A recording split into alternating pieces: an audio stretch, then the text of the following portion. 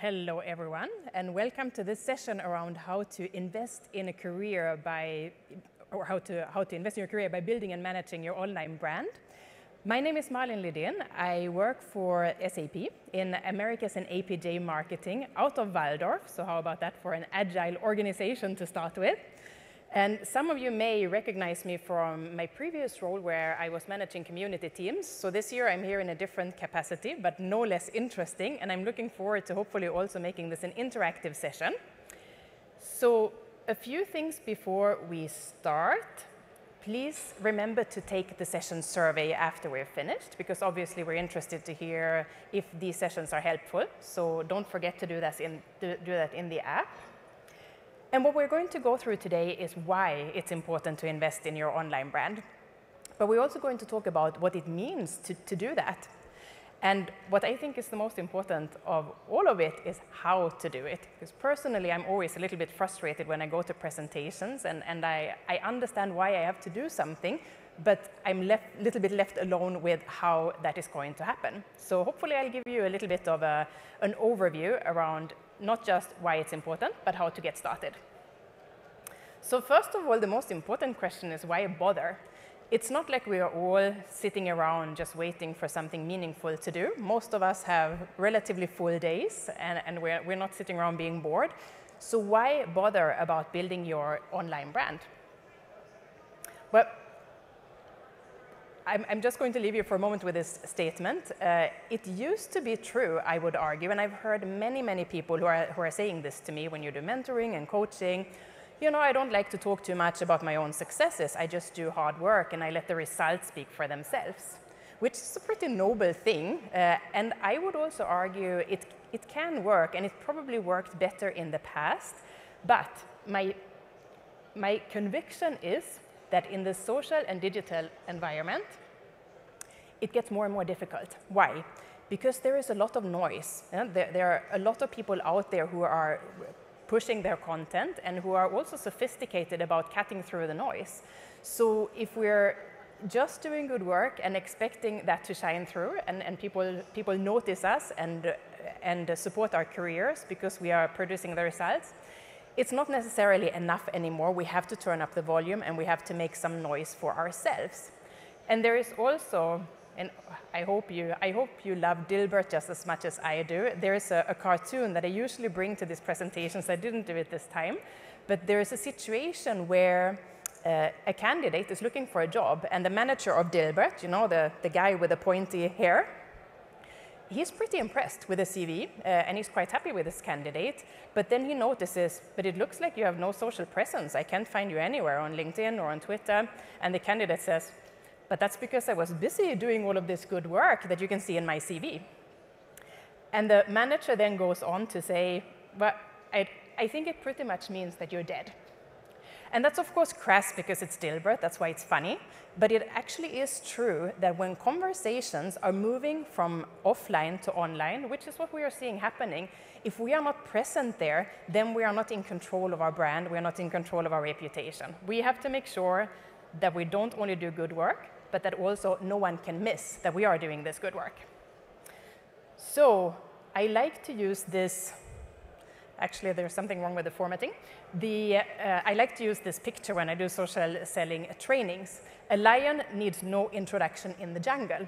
And it may sound like a weird statement when it comes to online branding, but the theory here is, if you're in the jungle, I would say the lion doesn't have to explain to any other animal why it should be the first one to drink at the watering hole. Because the lion has a pretty strong brand, and the brand is centered around having really sharp teeth, big muscles, and pretty much being able to eat anyone else for dinner. So that's reputation. And this is what a brand is about. It's what people think about you and what they say about you when you are not in the room, or in this case, in the jungle. So it's about managing that conversation even when you're not there. Because this is a second thing that is true in the social and digital environment, is that more and more conversations about us are happening when we are not there. So what does it mean to invest in an online brand? Well, the magic formula to build influence, and we are sticking with the lion for a moment, is listening, engaging, sharing, which adds up to influence. But the work actually starts a little bit before the listening part. The work starts, of course, if you want to build a brand, you have to know what you want to be known for, because otherwise your efforts are going to be scattered and you're probably going to waste a lot of time. So first of all, know what you want to be known for. And the second part is then to get a sense of where am I on that journey? If I know what I want to be known for, am I known for that? To what degree am I known for those things today? So my first tip is, I don't know how many of you Google yourselves from time to time. I do it often, and it's not because it may sound a little bit egocentric, Google yourself and, and enjoy what you can see.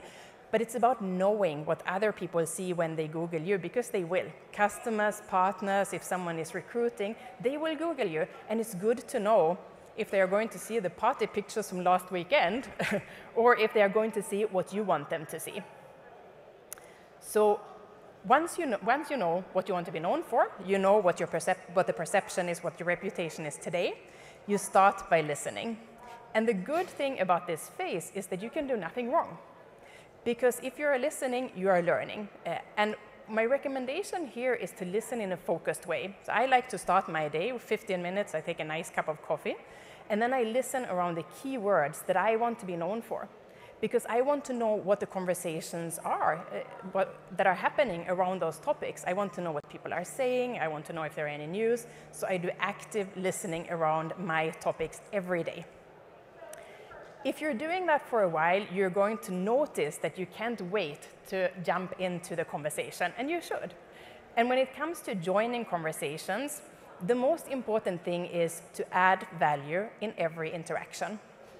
I do a lot of these trainings for sales and marketing, and sometimes it's a little bit tempting for us. I'm in marketing myself, so I can say it. It's tempting for us to go in and look for where are the conversations around the things that I want to sell. And then I immediately start to say, oh, I see that you have been searching for this, or you've been asking a question about that. When can we get an appointment? When can we talk? And that's too soon. So you are actually disturbing people in their research or in their conversation. So make sure, use that as a filter. If you're engaging in conversations, make sure it's valuable for the person on the other side. Because every time you add value, you are creating relationship capital that you can draw from in the future when you are engaging with these people. The third one is sharing your own content. So this is really about blogging, giving presentations, doing webinars, being active with your own content. And this is not for everyone. And it's actually also fine. Not everyone needs to be a blogger. And if you decide to go here, it is a great way to build brand and to build influence. But if you do, then it's important to recognize that it will take time. This is an effort. This is an investment. This is not something that happens 5 minutes a day. You have to actually really invest some time and effort and passion into actually creating your own content. And if you decide to do that, then that effort has to pay off. And here, the golden rule is to not be boring. And I hear a lot of people say, oh, it's getting more and more difficult. I used to have these many clicks on my blogs on the SAP community or wherever I used to blog. And I always ask people to also consider, when you're measuring your success on social media, the competition is increasing. There are more and more people who are blogging, so it's getting harder and harder to cut through the noise. And people are also getting more and more sophisticated about how they promote their content, how they make sure that their content is seen maybe more than yours. So if you decide to go here, you have to be interesting, you have to have a little bit of an edge, an opinion, something that sticks out in the noise. And you have to really put in some effort in making sure that your content is going to cut through the noise, that it's going to surface, because otherwise it's a big investment and it's not going to give you the return that you're hoping for. All of that together adds up to your influence. And as you can see, I'm sure, this is not something that happens overnight or in 5 minutes. This is a journey. This is hard work that you're investing. But it does pay off. So how do you make it happen? I brought a couple of success factors. And first of all, when you're building your brand, make sure that you fish where the fish is. It sounds simple. But it is a vast environment. There is a lot of places to go for information. So make sure that you don't expect people to come to you. It would be nice if everyone came to us. But we actually have to go where they are. We have to add value there and hope that eventually they will follow us to our own destinations. And it's also important to know who is it that you're talking to. And it's difficult in an online environment because to a certain degree it's a bit more anonymous. But you have to really make sure that you understand what are the topics that people are discussing in those environments. You're going where your audience is. What are the topics? Who is influential? Who is it that people are listening to? What are the connections in this environment? In any situation, it's important to listen more than we speak. We all know why we have 2 ears and 1 mouth, and it goes for the online environment also. It's important to listen more than we speak and to make sure that we adjust our approach based on what it is that we are expecting to come out. And as we said earlier, be helpful and add value in every interaction, because otherwise you're spending relationship capital and you're not earning any. Build your network thoughtfully. One of the questions that I often get is, how many connections should you have? I mean, obviously, it's not a question that anyone can answer, because there isn't one answer. So a lot of people are unsure, should I accept all of the LinkedIn requests that are coming my way? How big should my network be? And my answer is always, there isn't an answer that is good for everyone. Everyone needs to know what is my strategy, but you should be thoughtful about it. I never accept everyone that is coming my way over LinkedIn because it dilutes my network. It makes it less valuable. I want to make sure that I actually know people who are coming my way. And if I don't, then there are other ways for these people to consume my content, but we don't necessarily have to be connected. So it's important to have a strategy for how big your network is and what you want this network to do for you. Last but not least, we said before, be interesting. If it's boring, then nobody's going to come your way. Your messages are not going to cut through the noise. But the most important thing is, don't go social just because someone told you to. Don't do it because it's in your development plan or because your manager said it's important to do so or because everyone else is doing it. I always find that we are much better at the things that we enjoy doing. So I only advise people to be active on social if we really think it's going to be rewarding for us, if we think we're going to enjoy it, and that's also when it's going to be a return on our investment. So, last slide, 5 things that you can start doing today, even here at the conference. First of all, and this is particularly interesting when I do these presentations to a sales or marketing audience, look at your LinkedIn title and make sure that you know that you have your audience in mind when you are looking at your LinkedIn title. What is it that you want people to take away from that? And if I do this for sales and marketing people, you may see things like, oh, I'm the biggest quota crusher, or I can sell anything. And if you think about a customer who is looking at a title like that, what is that customer going to think? They're probably going to be scared to death. If someone wants an appointment with me, I look them up on LinkedIn, and I can see that they are the biggest quota crusher since the beginning of times. I'm probably not even going to go to the appointment. I'm not going to talk to that person. So don't go there. I realize I do need my glasses. I can't see the slides. The second part is search is really important because you do want to cut through the noise. So make sure that you add keywords to your summary. Because you have on LinkedIn, you have a prime real estate, if you will. You have your summary, you have your title, you have the first things that people see about your profile. Make sure that people will find you. Make sure that you add the keywords that you want to be known for so that you can, again, cut through the noise. As we said earlier, do 15 minutes of social listening. Make sure that you follow people and topics around your keywords.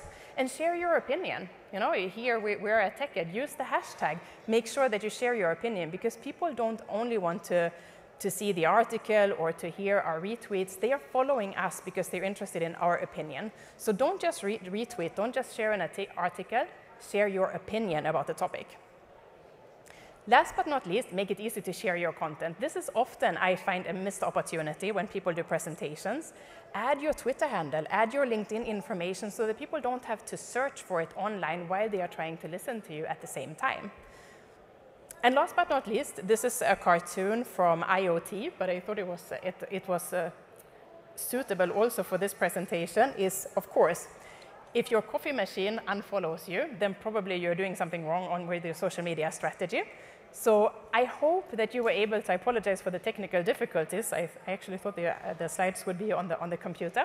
But I hope you could take a few tips and tricks around managing your brand on social and in the digital environment. And if you have any questions, please feel free to ask them now or after the session. Thank you very much for your attention.